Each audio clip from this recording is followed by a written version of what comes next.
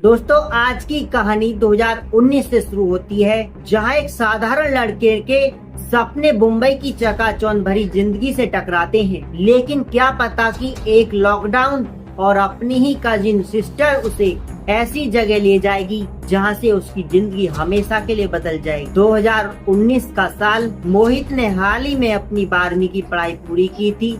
Result आने में अभी समय था।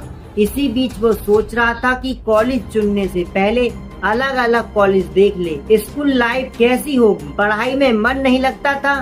टीचर और स्टूडेंट को तंग करना उसकी आदत बन चुकी। क्लास में शांत बैठना उसके बस की बात नहीं थी। स्कूल से बार बार कंप्लेंटें आती। पापा स्कूल आकर डांटते, लेकिन मोहित अपनी शरारतें नहीं छोड़ता। मोहित को लगता कि वो जिंदगी को अच्छे से एंजॉय कर रहा है, लेकिन उसे ये नहीं पता कि आगे आने वाला समय उसकी सारी शरारतें और आराम की जिंदगी को पूरी तरह बदल देगा। उसके बहुत सारे सपने थे जो जल्दी चूर चूर होने वाले थे।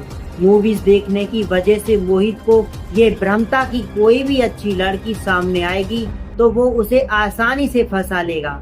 रोमांटिक फिल्मों ने उसे खुद को हैंडसम, डेसिंग और लड़कियों को पिघला देने वाला लड़का समझ रखा था, लेकिन अब तक उसे ऐसी कोई लड़की नहीं मिली। 12वीं खत्म होते ही मोहित का मन हुआ कि वो सीतापुर उत्तर प्रदेश छोड़कर मुंबई चला जाए। वहाँ की लग्जरी लाइफ स्टाइल उसे बहुत आकर्षित करती। उसे लगता था कि मुंबई पहुँचते ही हर कोई एक्टर बन सकता है। घर वालों से थोड़ी नोकझोंक के बाद आखिरकार मोहित मुंबई के लिए निकल पड़ा।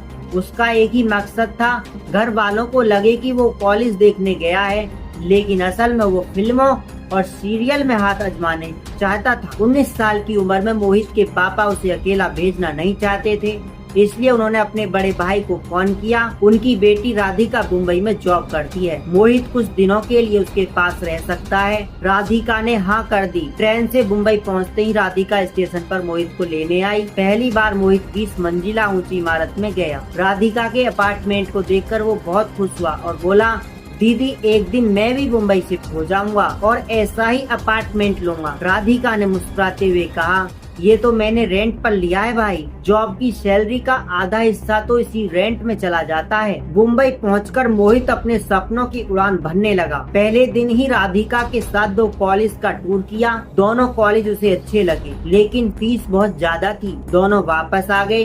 फिर आया 2020 का जनवरी महीना। पूरे देश में लॉकडाउन लग गया। प्रधानमंत्री मोदी जी ने खुद अपील की कि सब घर के अंदर रहें। मोहित को ये खबर अच्छी लगी।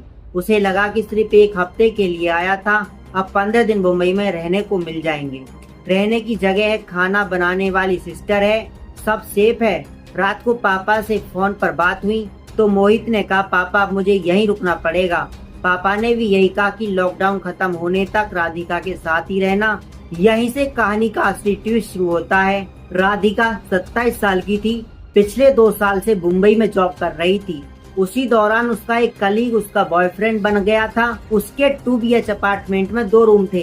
हफ्ते में 2 बार राधिका का बॉयफ्रेंड आता था, लेकिन लॉकडाउन की वजह से अब वो नहीं आ सकता था। पहले कुछ दिन मोहित अलग रूम में रहता, सोता और तैयार होकर बाहर चला जाता। दोनों भाई बहन घर का खाना देखकर थोड़ी राहत महसूस कर रहे थे। कम से कम 15-20 दिन तो आराम से निकल जाएंगे। एक हफ्ता बीत गया। दोनों टीवी देखते, सोफे पर बैठकर टाइम पास करते। राधिका को जॉब न करने की खुशी थी, लेकिन अपने बॉयफ्रेंड से ना मिल पाने की टेंशन भी। फिर एक शाम राधिका मोहित के लिए खाना बनाती है। खाना खाने के बाद मोहित सोफे पर मूवी देख रहा था। राधिका डिनर करके अपने रूम में चली गई। राधिका के करीब 11 बजे राधिका अचानक अपने रूम से बाहर आई। वो रो रही थी। मोहित ने पूछा, दीदी क्या हुआ? राधिका रोते हुए मोहित के पास आई, उसे हक किया और उसके साथ लिपट गई, जो चाहकर भी नहीं बताया जा सकता। मोहित उसे बार बार रोकने की कोशिश करता रहा, लेकिन राधिका नहीं मानी। मोहित खुद को बहुत स्टाइलिश और कॉन्फिडेंट समझता था, लेकिन उसका सारा कॉन्फिडेंस टूट गया। अपनी 10 साल बड़ी कनिष्ठ सिस्टर के साथ ये पहली बार हुआ। करीब 10 से 15 मिनट बाद राधिका साइड में हो गई।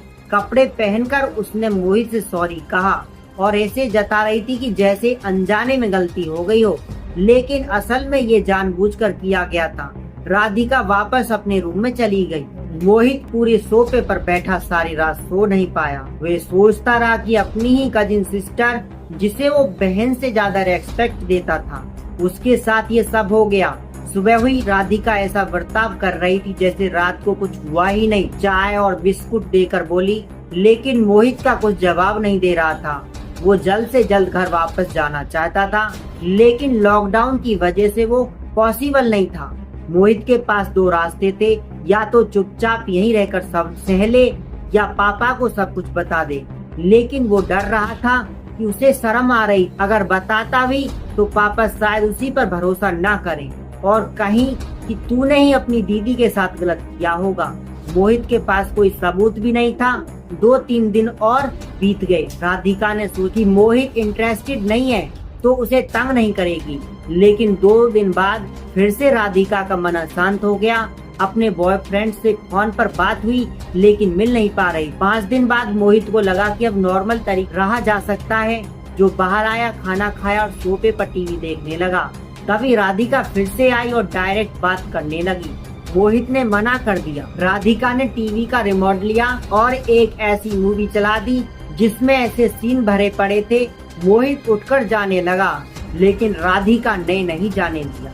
उस दिन भी वही हुआ जो 5 दिन पहले हुआ था। मोहित ने गुस्से में राधिका को थप्पड़ मारा और ऊपर से हटा दिया। बहुत कुछ कहा, लेकिन राधिका बोली, अगर किसी को बताया तो मैं तुम्हारे ऊपर ये झूठा इल्जाम लगा दूंगी। मैं औरत हूँ, मेरी बात सब मान लेंगे, लगेगा कि तूने ही मेरे साथ गलत किया। ये सुनकर मोहित हक्का बक्का रह गया। वो अपने रूम में चला गया और सारी रात रोता रहा। उस दिन के बाद राधिका को समझ आ गया कि मोहित इंटरेस्टेड नहीं है। अगर फिर से किया तो मोहित कोई सबूत रख सकता है, इसलिए उसने मोहित को कुछ नहीं कहा। आखिरकार लॉकडाउन खत्म हुआ। मोहित अपने घर वापस चला गया। उसने अपने पेरेंट्स को कुछ नहीं बताया। दोस्तों, ये कहानी हमें सिखाती है कि कभी कभी सबके करीब लोग भी अंधेरे में धकेल सकते हैं। लॉकडाउन जैसी मजबूरी में भी सावधानी बरतनी चाहिए। शर्म और डर की वजह से चुप रहना कभी कभी जिंदगी भर का बोझ बन जाता है। दोस्तों, हमारा ये घटना सुनाना किसी का दिल दुखाना नहीं और किसी को परेशान करना नहीं। हमारा उद्देश्य जागरूक करना है। नमस्कार दोस्तों।